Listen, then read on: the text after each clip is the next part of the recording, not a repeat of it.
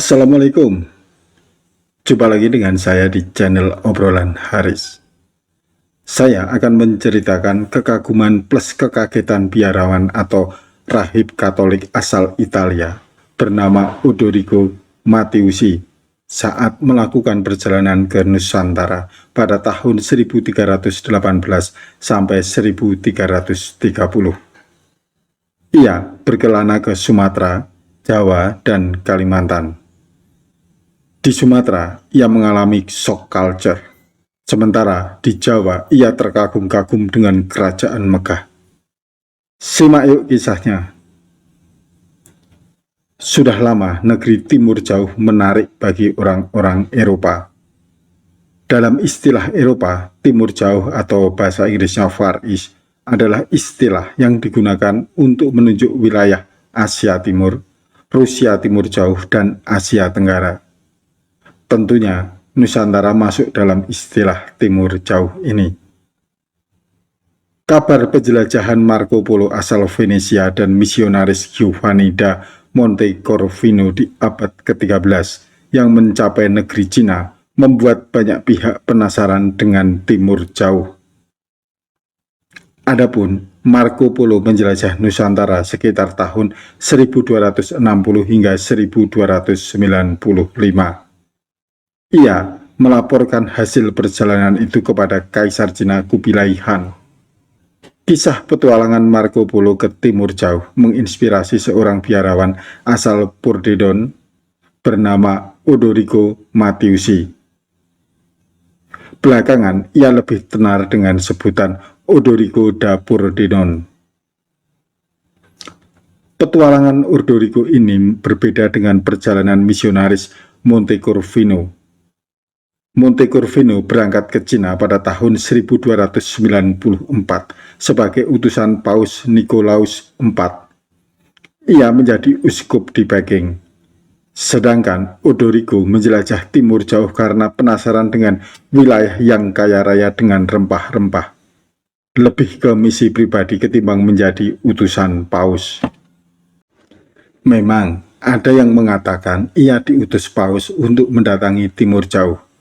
Namun, dugaan ini terbantahkan dengan tulisan Odorico di kata pembukaan atau preambul catatan hariannya yang dikutip oleh Paulo Cisa dalam buku berjudul The Travel of Friar Odoric, a 14th Century Journal of the Blessed Odoric of Pordenone. Kutipan itu berbunyi demikian. Sesuai keinginan saya, kami berlayar mengarungi lautan dan mengunjungi negeri-negeri di mana orang-orangnya belum percaya Tuhan untuk memenangkan penuaian jiwa. Rahib Odorico tercatat sebagai orang Eropa kedua yang menyebutkan kata Sumatera dalam catatan perjalanannya setelah Marco Polo. Kelebihannya, rute yang ditempuh Odorico mampu melampaui Marco Polo.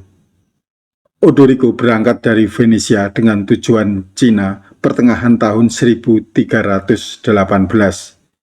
Ia ditemani oleh koleganya dari Irlandia, Rahib James. Perjalanan Rahib Odorico bukan dalam rangka utusan diplomatik atau sebagai misionaris yang menyebarkan agama. Perjalanan Odorico melalui laut melewati rute Konstantinopel, kini daerah itu bernama Istanbul, hingga Trebizond.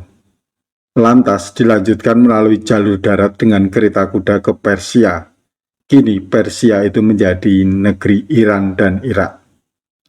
Dari Baghdad, ia dan Rahib James kembali berlayar melalui Teluk Persia menuju tanah di India pada tahun 1322. Dari India, ia memilih rute ke Asia Tenggara menuju ke Sumatera menggunakan kapal Jung. Kapal Jung adalah kapal kargo yang digunakan Marco Polo dan Odorico dari Pordenone.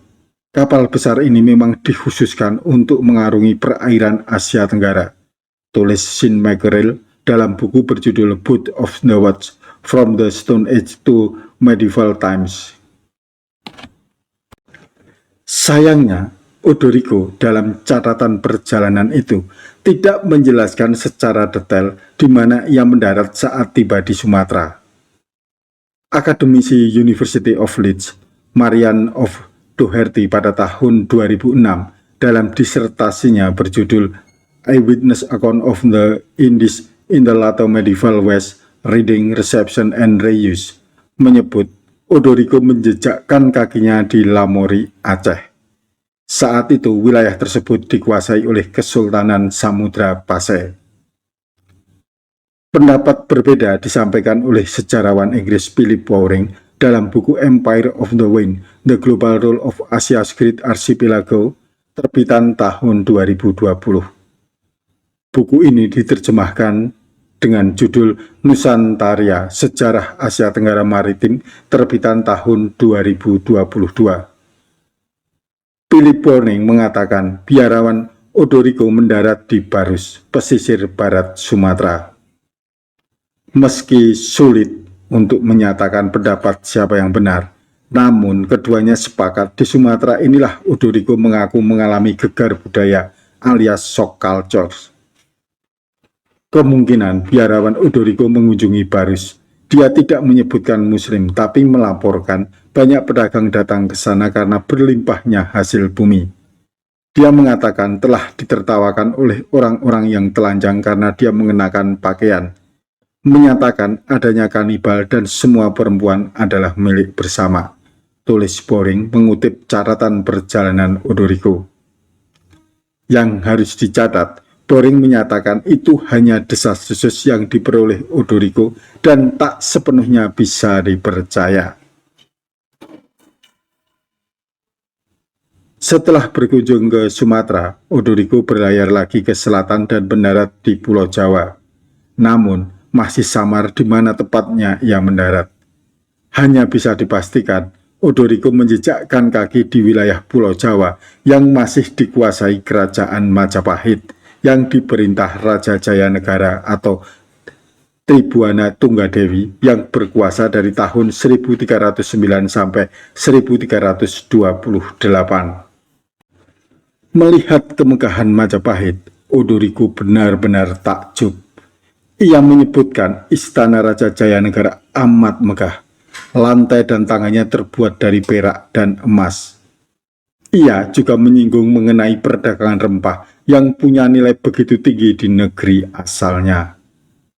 Raja Jawa Jayanegara ini punya bawahan 7 raja. Istananya sungguh luar biasa. Khan Agung dari Cina seringkali terlibat peperangan dengan raja ini, tetapi sang raja selalu mampu mengalahkan mereka, dan pada akhirnya hubungan mereka Majapahit-Mongol membaik, tulis Odorico, dikutip Kenneth R. Hall dalam buku berjudul Ritual Network and Royal Power in Majapahit, Java. Dari Jawa, Odorico melanjutkan perjalanan ke negeri Cina melalui Kalimantan. Masih belum jelas juga di mana ia singgah di Kalimantan tersebut. Sir Henry Yole yang menerjemahkan catatan hariannya memperkirakan ia mampir sejenak di Talamasin yang diyakini merujuk pada Banjarmasin.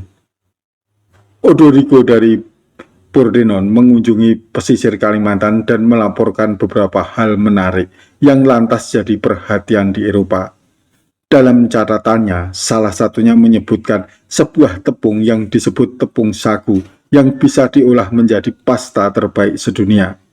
Jelas Donald F. Lah dan Edwin J. Van Clay dalam ASEAN in the Making of Europe Volume was the Century of Discovery. Melihat catatan perjalanan Odorico, terlihat jelas bahwa bangsa Eropa sudah tertarik berkunjung ke Nusantara sejak lama karena kekayaan alam berupa rempah-rempah. Di Nusantara juga sudah terdapat sejumlah kerajaan kuat dengan istana nan megah. Oke teman-teman, kita akan kembali bertemu episode berikutnya dengan topik yang berbeda. Sampai jumpa. Wassalamualaikum warahmatullahi wabarakatuh.